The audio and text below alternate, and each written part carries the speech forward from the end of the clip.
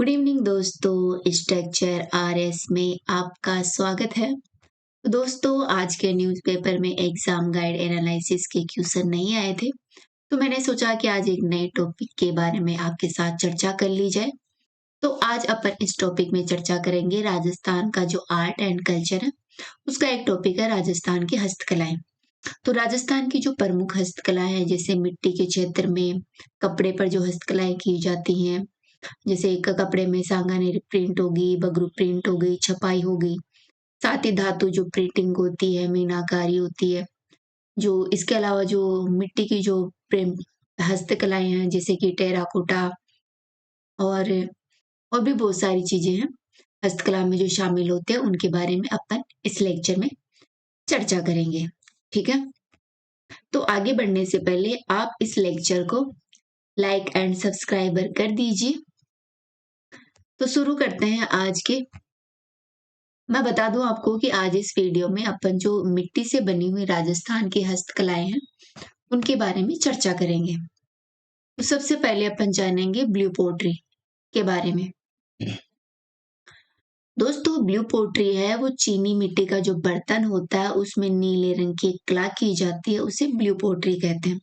ठीक है, अर्थात जो चीनी मिट्टी होती है उससे बर्तन बनाया जाता है और उस बर्तन पर नीले रंग की जो कलाकृति होती है, जैसे आप इस चित्र में देख सकते हैं, ये कोई कटोरी है, बाउल है, इस पर जो नीले रंग की जो कलाकृति है, फूल पत्र जो आदि कुछ इस पर बने हुए हैं, इसी को अपन ब्लू पोट्री कहते हैं।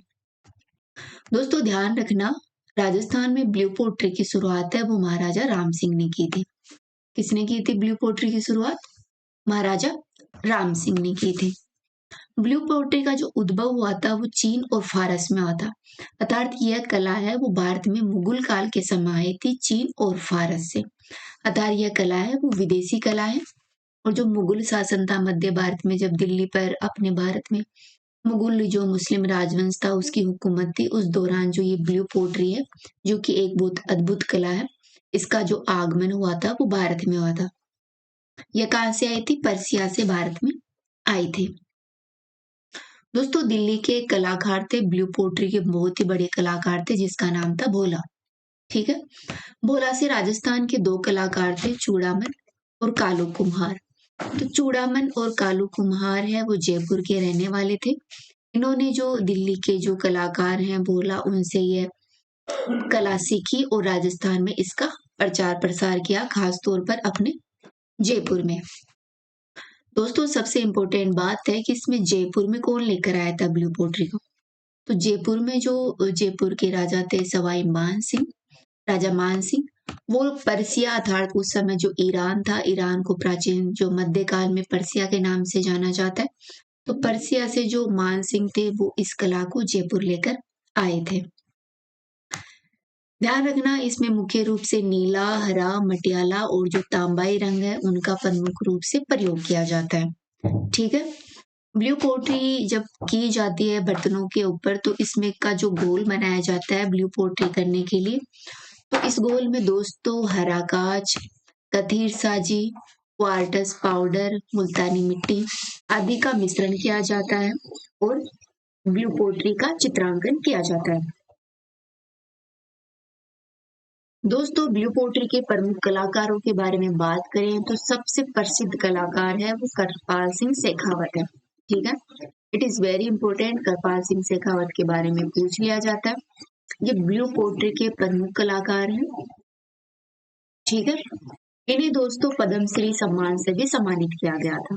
ठीक है, और इसके अलावा करपाल सिंह शेखावत के अलावा ब्लू पोट्री के कुछ कलाकारों के बारे में बात करें तो उनमें है प्रमुख त्रिलोकचंद, नाथीबाई, भगवान सहाय, दुर्गालाल और हनुमान सहाय प्रमुख है। दोस्तों मिट्टी पर जो चित्रकारी होती है अर्थात जो चित्र बनाए जाते हैं, जो कलाकारी की जाती है, उसका उद्भव सबसे पहले जो मंगोल के कारीगर थे उनके यहाँ हुआ था। वहीं से जो मंगोल की कारीगरी है वो भारत में फली फूली थी। आगे देख लेते हैं ब्लैक पोट्री के बारे में। तो दोस्तों अपनी ब्लू पोट्री है वो तो अपने जयपुर की प्रसिद्ध है। पूछ लिया जाए कि ब्लैक पोट्री है वो कहाँ की प्रसिद्ध है, तो ब्लैक पोट्री है वो राजस्थान के कोटा क्षेत्र की एक महत्वपूर्ण कला है, यह भी जो चीनी मिट्टी का बर्तन होता है उस पे जो काले रंग की कला होती है वो की जाती है कोटा में। अब बात करते हैं पोखरण पोट्री के बारे में। दोस्तों पोखरण पोट्री है वो अपने जोधपुर की प्रसिद्ध है। इसमें लाल और जो सफेद रंग होते हैं उसकी सबसे ज्यादा प्रधानता होती है। वहीं जो अलवरी पोट्री है वो अलवर क्षेत्र की प्रसिद्ध है। यहाँ पर पतली और जो कथादार जो पोट्री है वो बहुत ही ज्यादा प्रसिद्ध है। बीकानेरी पोट्री में मुख्य रूप से जो लाख होता है जो कि एक धातु होती है जिससे चूड़ियां भी बनती हैं, तो लाख के रंगों का प्रयोग किया जाता है बीकानेरी पोट्री में। और जो हरी पोट्री है वो अपने जोधपुर की प्रसिद्ध है। ठीक है, तो बताइए ब्लू पोट्री कहाँ की है? ब्लू पोट्री जयपुर की है। ब्लैक पोट्री कोटा की है। पोखरण पोट्री है वो अपनी जोधपुर की है। बीकानेरी पोट्री बीकानेर की है जिसमें लाख के रंगों का सबसे ज्यादा प्रयोग होता है। और हरी पोट्री है वो अपने जोधपुर की प्रसिद्ध है। आगे अपन बात करते हैं कुछ फैक्ट के बारे में। दोस्तों जो टेराकोटा क्लस्टर हब है वो अपने गोगुंदा उदयपुर में है। अगर आपको पूछ लिया जाए कि कौन सा आपको ऑप्शन दे दे कि जैसे गोगुंदा पोखरण में से कौन सा क्षेत्र है जहाँ पर टेराकोटा क्लस्टर हब है, दोस्तों उदयपुर का गोगुंदा क्षेत्र है। वहां का जो टेराकोटा क्लस्टर हब है वो बहुत प्रसिद्ध है। वहीं ब्लॉक प्रिंटिंग क्लस्टर है वो अपने बगरू जोधपुर में है। ठीक है, कहाँ है? बगरू जोधपुर में ब्लॉक प्रिंटिंग क्लस्टर है वो यहाँ पर स्थित है। अगली अपन कला के बारे में बात करते हैं मोहन कला। गाइस मोहन कला को मोहन कला के नाम से भी जाना जाता है। ये जो मिट्टी होती है उसकी मूर्ति बनाने की एक महत्वपूर्ण कला है। ठीक है, मोहन में क्या होता है जो मिट्टी होती है उसको गीला विला करके और उससे मूर्ति बनाई जाती है। दोस्तों जो मोहन है वो सबसे ज्यादा प्रसिद्ध है अपने नागौर की। नागौर का क्षेत्र है मेंढता, वहां की बहुत ज्यादा प्रसिद्ध है। तो पूछ लिया जाए कि मोहन कला है वो कौन से क्षेत्र की सबसे ज्यादा प्रसिद्ध कला है, तो मोहन है वो मेंढता नागौर की एक प्रसिद्ध पेंट कला है। आगे बात करते हैं टेराकोटा के बारे में। दोस्तों टेराकोटा है वो राजस्थान की एक प्राचीन काल की बहुत ही अद्भुत कला है। यह मुख्य रूप से मिट्टी का शिल्प होता है। मिट्टी का यूज करके यहाँ पर कलाकारी की जाती है। आप इस चित्र में देख सकते हैं ये टेराकोटा है। यहाँ पर मिट्टी का प्रयोग करके विभिन्न मूर्तियां यहाँ पर दर्शाई गई हैं। दोस्तों इसमें क्या होती है, मिट्टी को पकाया जाता है और उससे मूर्ति और बर्तन बनाए जाते हैं। ठीक है, इसमें मुख्य रूप से जो गौर ईसर होता है, ईसर मतलब जो अपने शिव जी होते हैं, गौर यानी जो पार्वती होते हैं और जो ढोला मारू होता है, उनकी जो कलाकारी है वो यहाँ पर की जाती है। इनकी मूर्तियां बनाई जाती है, साथ ही टेराकोटा से बर्तन भी बनाए जाते हैं।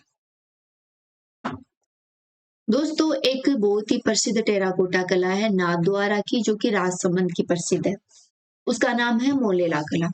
पूछ लिया जाता है कि जो मोलेला जो कला है वो कहाँ की प्रसिद्ध है। It is very important fact कि मोलेला कला कहाँ की प्रसिद्ध है। दोस्तों मोलेला कला है वो नाथद्वारा अपने राजसमंद का जो क्षेत्र है वहां की बहुत ही ज्यादा प्रसिद्ध है। इसके टेराकोटा के जो वर्तमान कलाकार है उसके बारे में अपन बात करें तो जो खेमराज है और मोहनलाल कुमावत है, ये दो व्यक्ति हैं जो इसके प्रमुख कलाकार हैं। दोस्तों टेराकोटा है उसका जो आप उद्भव है वो सिंधु घाटी सभ्यता से देख सकते हैं। अर्थात ये कहने का मतलब ये है कि ये जो टेराकोटा कला है ये आज की नहीं है। ये अपना जो सिंधु घाटी सभ्यता है, मोहनजोदड़ो जो अपन प्राचीन अपना जो वैदिक इतिहास पढ़ते हैं एंसेंट इंडिया में, वहां पर जो सिंधु घाटी सभ्यता है वहां पर टेराकोटा का यूज करके कुछ मूर्तियां बर्तन वगैरह बनाए जाते थे।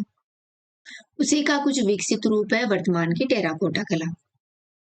इसके अन्य केंद्रों की बात करें कि टेराकोटा का जो मोलेला नाथद्वारा राजसमंद का क्षेत्र जो बहुत ही ज्यादा प्रसिद्ध है।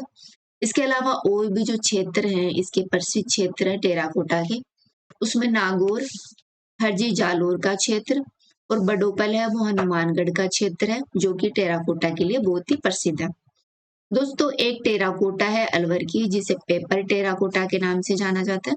ये बहुत ही ज्यादा प्रसिद्ध है। अगर आपको पूछ लिया जाए कि पेपर टेराकोटा कहाँ की है तो वो अपने अलवर क्षेत्र की है। आगे अपन बात करेंगे मथेरना कला के बारे में। तो दोस्तों सबसे पहले तो बात यही ध्यान रखनी है कि जो मथेरना कला है वो अपने बीकानेर की है। सीधा सीधा पूछ लिया जाता है कि मथेरना कला कौन से क्षेत्र की प्रसिद्ध है। तो ये बीकानेर क्षेत्र की प्रसिद्ध है। गाइस बीकानेर में इसे आला किला के नाम से जाना जाता है। और शेखावटी क्षेत्र है जो अपना झुंझुनू सीकर वाला जो क्षेत्र है उसे शेखावटी क्षेत्र के नाम से जाना जाता है। उस क्षेत्र में इसे पटरू के नाम से भी जाना जाता है। ठीक है। इसके अलावा इसको फ्रेस्को और अरायस के नाम से भी जाना जाता है। मथेरना कला है उसके फ्रेस्को और अरायस के नाम से भी जाना जाता है। ये बीकानेर की सबसे ज्यादा प्रसिद्ध है। बीकानेर में इसे आला किला के नाम से भी जाना जाता है।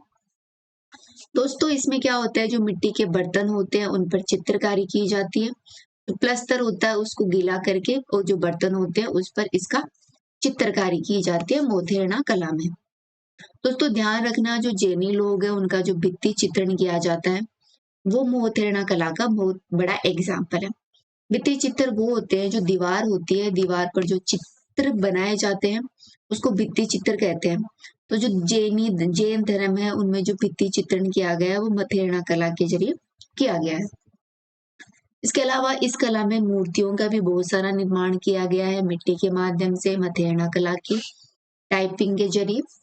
ठीक है। तो यहाँ तो ध्यान रखना, मोथेरना कला है वो अपने बीकानेर की प्रसिद्ध है। तो दोस्तों आज इस वीडियो में इतना ही है। नेक्स्ट वीडियो में अपन जो कपड़े पर जो राजस्थान की हस्तकला है वो की जाती है उसके बारे में चर्चा करेंगे। तो वीडियो को पॉज करने से पहले आप इस वीडियो को लाइक एंड सब्सक्राइब कर दीजिए और कमेंट करना बिल्कुल भी मत भूलिएगा। तो थैंक यू, नेक्स्ट फिर मिलते हैं। Again thank you.